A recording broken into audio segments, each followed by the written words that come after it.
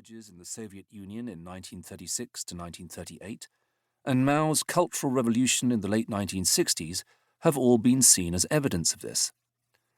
But most scholars have generally seen a much broader association between revolution and terror than simply the latter's effects on the revolutionary elite. Terror has widely been seen as being intrinsic to revolution.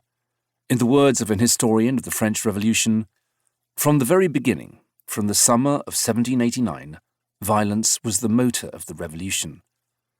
For one theorist of revolution, the use of terror against opponents was the norm in revolutionary states, while two students of authoritarian rule declared, "As revolution spread, the corpses continued to accumulate." It is the relationship between revolution and terror that this book seeks to understand.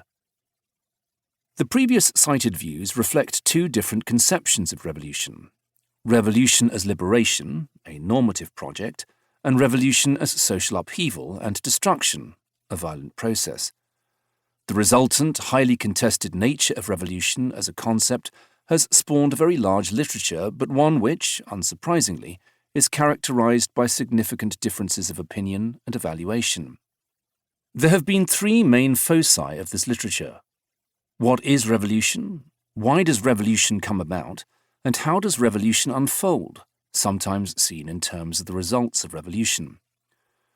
The defining of revolution has proved to be more contentious than defining many other terms in comparative and international politics.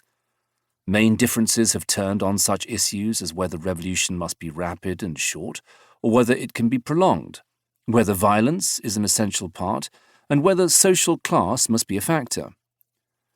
Some adopt a restricted view of what constitutes revolution. For example, Martin Mallier sees it as a purely European phenomenon that spread to other parts of the globe via European influence, while Jack Goldstone limits revolution to those upheavals pursuing a vision of social justice, while others have a more expansive view.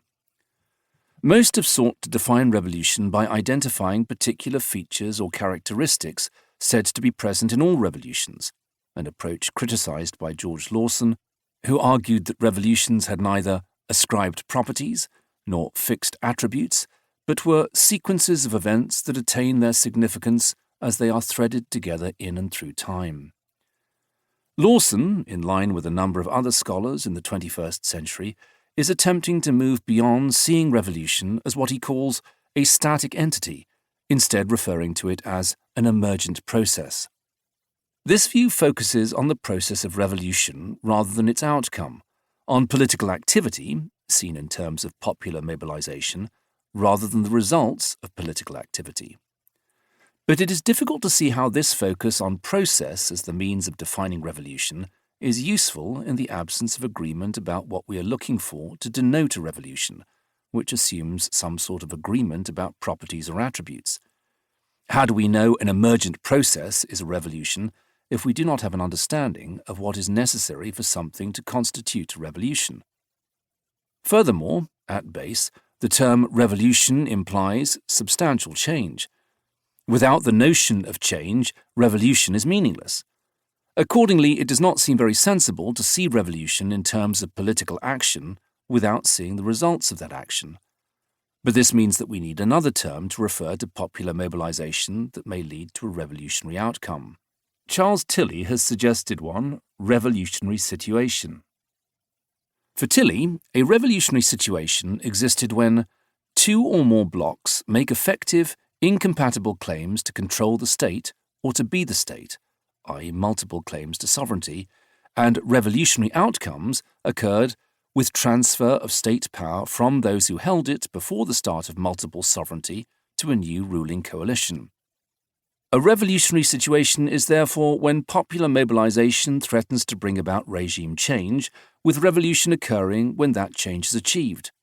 A revolutionary situation with a revolutionary movement could exist, as in the Arab Spring, but if there was no substantial change politically, socially, or economically, there was no revolution. This distinction between revolutionary situation and revolution has a twofold advantage. It avoids the logical difficulties involved in talking about failed revolution, and it enables the definition of revolution to retain a reasonably tight focus, while also enabling us to appreciate the revolutionary possibilities